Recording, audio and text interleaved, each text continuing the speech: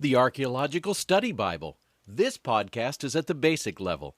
It requires no knowledge of Accordance Bible software, or Hebrew, or Greek. It's been a while since we did a podcast on a study Bible. In fact, it was almost 18 months ago, podcast number 2 on the ESV Study Bible. Since then, we've released Accordance 9, added an iPhone and iPad app, and published a whole host of new modules. The latest of these modules is the Archaeological Study Bible from Zondervan Publishing House. So now seems like a good time to revisit this genre of Bible study tool, review this new resource, and reflect on how Accordance 9 zones make using these sorts of modules easier than ever. Study Bibles have enjoyed enormous popularity this past century, ever since the publication of the first Scofield Reference Bible in 1909. They are the multi-tool of Bible study, a compact package that includes a little bit of everything: a Bible translation, notes and cross-references, a concordance, some maps and charts, and often articles on various topics, some of them quite extensive. These study Bibles were portable enough to be carried easily to church, class, or Bible study, and allow users to research on the go. In fact, I could easily argue that these were the paper forerunners of today's modern digital Bible software packages. Of course, Accordance is more than a multi-tool. It's like having a whole tool chest. With the recent release of Accordance on the iPhone and iPad, I expect to see these resources surge in popularity once again. After all, what could be more portable, more convenient than having your study Bible with you all the time? In keeping with the popularity of these tools, Accordance currently offers 13 different study Bibles for purchase, with more on the way. These vary widely in the resources they include, their perspective, the way they arrange their various helps, and, of course, their price. The list here is current as of January 2011 and notes whether or not a tool is part of a package, indicated by the superscript P, as well as those very few study Bibles that cannot currently be downloaded, indicated by a superscript N. So what are the highlights of the Archaeological Study Bible, and how does it differ from the other offerings that are out there? Zondervan bills it as an illustrated walk through biblical history and culture. And here's some more information I culled from their website, archaeologicalstudybible.com. It highlights the archaeological, historical, and cultural background of the Bible. It includes 500 color photos, 15 color maps, and numerous charts. It contains 8,000 notes, 500 articles, extensive cross-references, and a very comprehensive history of the Holy Land. It emphasizes the trustworthiness of the Bible. It illuminates biblical archaeological sites, ancient peoples, and their lands, customs, and artifacts. And it strengthens the faith of Bible-believing Christians. Scattered throughout the notes of this study Bible are 500 articles, divided roughly equally between 5 different topics: archaeological sites, cultural and historical notes, ancient people and lands, the reliability of the Bible, and ancient texts and artifacts. In my opinion, this is the most unique feature of the study Bible and contains the most interesting information. Each of these articles is short, 200 to 300 words, and easy to digest. They are also linked to relevant sections of the Scripture by the hypertext links in the study notes. Now, the study notes themselves do not deal with life applications or doctrine. Instead, they endeavor to explain the relevant historical context or cultural background of various passages. Expect to find a much wider variety of information here than in most study Bibles, similar to that found in a Bible background commentary. Even then, information here is not limited to ancient Israel or Palestine, but includes the cultures of Egypt, Ugarit, Babylon, and Rome. The photographs in the Bible are magnificent. The editors have taken special care not to duplicate the more common images found in other sources. In keeping with the theme of the Bible, they illustrate the lands, peoples, and artifacts of the various civilizations found in the Bible. I spent some time this week reading the online reviews and critiques of this study Bible. 3 of the most common criticisms are irrelevant to Accordance users: the Bible's massive size — of course our modules weigh very little; the very small font size of the print edition — Accordance users can change font size on the fly; and the fact that this study Bible is only available in an NIV version. Of course, we can switch to whatever versions we want in our Workspace, so we can remove these 3 critiques from our consideration. Two other criticisms deserve more consideration: the study Bible's conservative slant, with a traditional emphasis on biblical authority, and the fact that it doesn't contain enough information on biblical archaeology. As to its conservative slant, most study Bibles have very specific doctrinal perspectives. That's why there's so many of them. I see no reason why that would deter someone from buying such a Bible, provided they were aware of that perspective. Apparently, some of those who bought this online were not aware of that in advance. As to it not including enough information on biblical archaeology, I agree. I want more. More. This Bible is just enough to whet someone's appetite.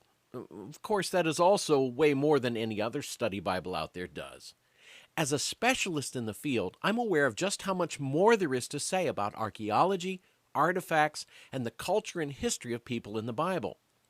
On the other hand, if I had encountered this Bible at the beginning of my career, or without the expertise I labored to acquire over the past 30 years, I would have considered it a goldmine of information. Think of this Bible as a great introduction for the non-specialist to the contributions archaeology has made to the study of the Bible. One of the best ways to lay out an accordance workspace for a study Bible such as this is to use 3 separate zones. I use the first for my Bible text, and then add the study Bible commentary or verse notes below it. That way they scroll with my Bible when I read it. However, there are times when I just want to read an article in my study Bible. That's what the second zone is for. I just open another instance of the study Bible from my library, and you can see here that I've opened the browser window in the left column to allow for easy navigation between the articles. Finally, I use the third zone for graphics, whether that happens to be photographs, charts, or maps. While I've used the Archaeological Study Bible as an example here, this basic template can be used for any study Bible and modified to include additional resources, either as tabs or, if you happen to have a large monitor, additional zones. How does the Archaeological Study Bible look on the iPhone? Great! Take a look for yourself. On the left, I've opened its notes as a reference tool in a parallel pane with the ESV. The right 2 images are from the Study Bible in full screen tool view. One is a map of David and Solomon's kingdoms, the other an article on Israelite material culture. The blue underlined text, as many of you already know, indicates the presence of a hypertext link. Now, let's look at the Archaeological Study Bible for ourselves, in accordance. Since this is a basic podcast, the first thing I want to do is to show the newest viewers among us how to set up a basic workspace for a study Bible. You can see here that I have a workspace with nothing but the NIV Bible in it. Next to that, on the left, I have my library window, and down at the bottom I have my instant details. In order to add a parallel text, we have to open it from the search window itself. I'm going to do it using this little blue book that represents reference tools. In this case, I have my Archaeological Study Bible organized under Study Bibles. Yours will be wherever you've chosen to organize it. By opening it in this way, I can actually scroll through the Bible, and the commentary or the Study Bible keeps pace with me.